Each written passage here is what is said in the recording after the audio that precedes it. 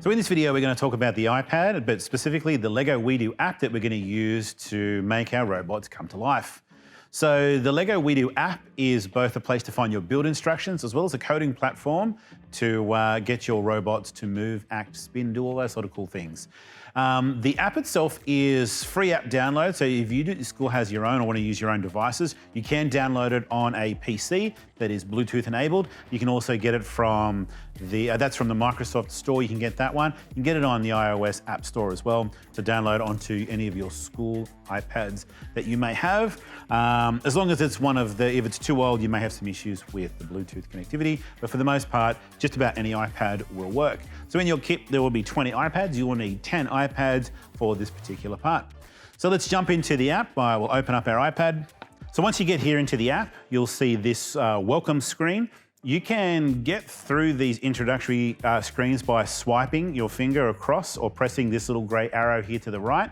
You can skip all these steps. Also in the top corner here, you'll see this little gray X, and you can tap that to bring you to the menu screen.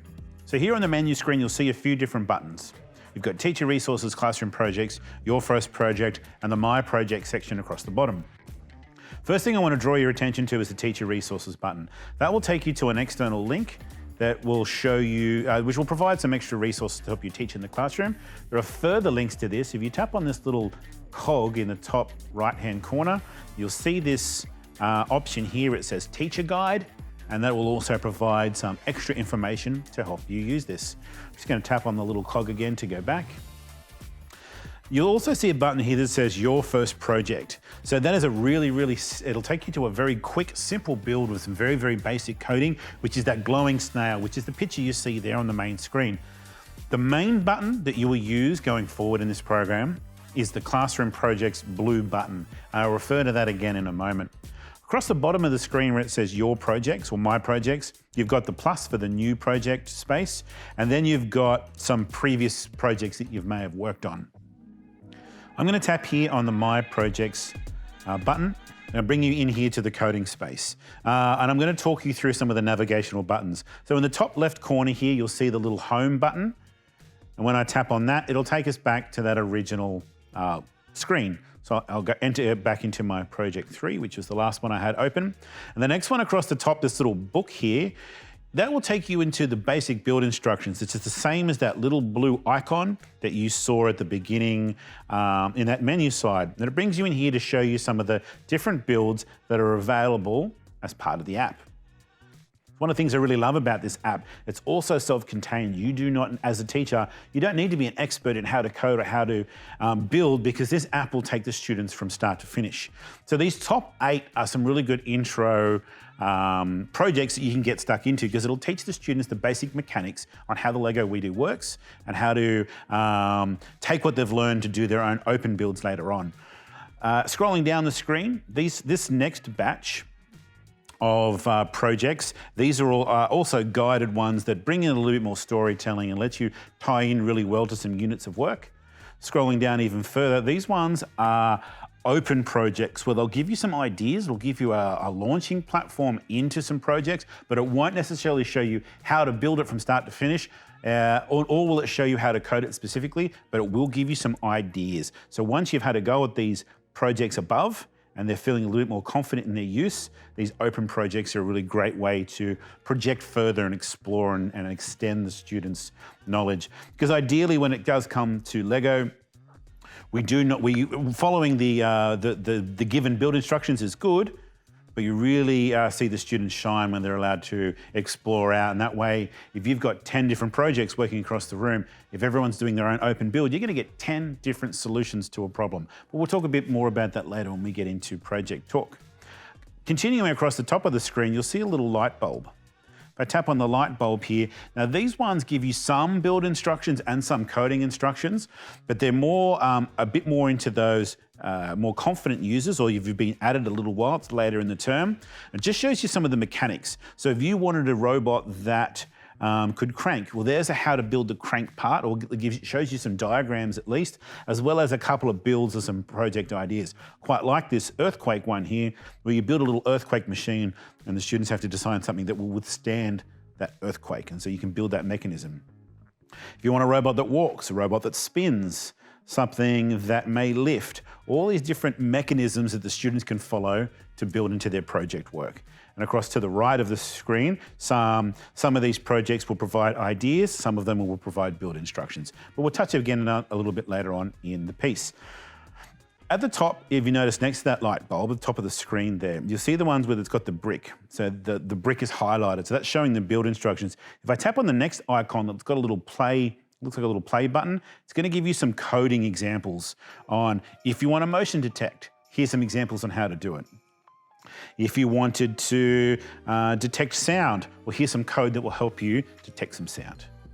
All right, so moving across the top of the screen now, the next one you see is a little picture of a camera. So when I tap on that, it's going to open up a place that'll turn your camera on, where we can make a portfolio of the student's work. So at the moment, you can see that I've got selected the little icon of a camera. So if I was to click here, it'll take a still and it'll save that to the device. We can do it as a video. So if I click on the next icon, here the students would record the video of their robot in action so they can build a portfolio. And you'll notice a little timer here ticking away of how long that's going. Tap on the yellow button and that will save that video into our device. And lastly, we can actually record the code by tapping on this little code button at the top of the screen. You can record the coding process as they built their work. So we could take a still of that as well. So that's all going to be stored on the computer. So that's what this camera icon will show us. It'll bring us the ability to record our work. So at the moment, the camera on the device is facing me. We can click this little camera swizzle icon to do the outward facing, to take images of the student's work. You could also use this if a student wanted to record themselves describing what's happening with their project. They can do it through here using the camera icon. So once all that content has been created, going back across the top of the screen here, before we get on to bringing it together, you can also record the audio of a student narrating over the top of their work as they discuss it. So they just click here on this record button and away they go, and the device will record them talking about their work. I'll hit stop. How do we bring all that together?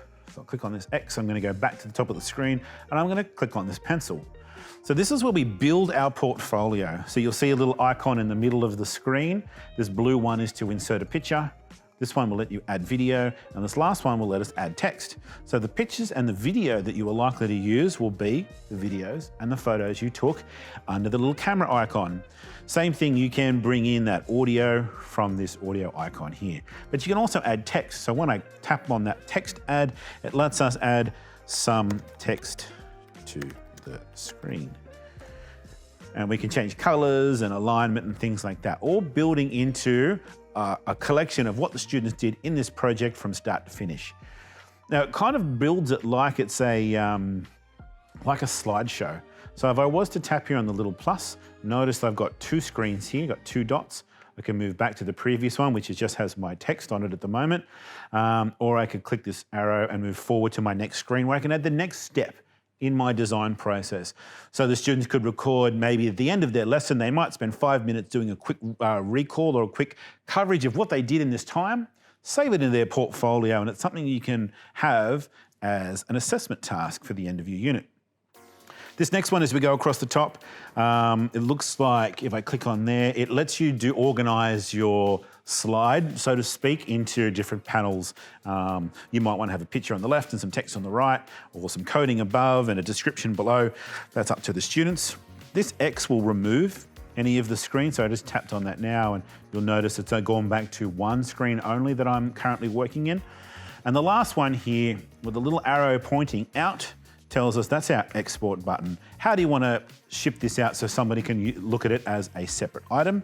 So you can output it as an image, or you can output it as a PDF document that students can send to the teacher or on to whoever it is that you would like to view their work.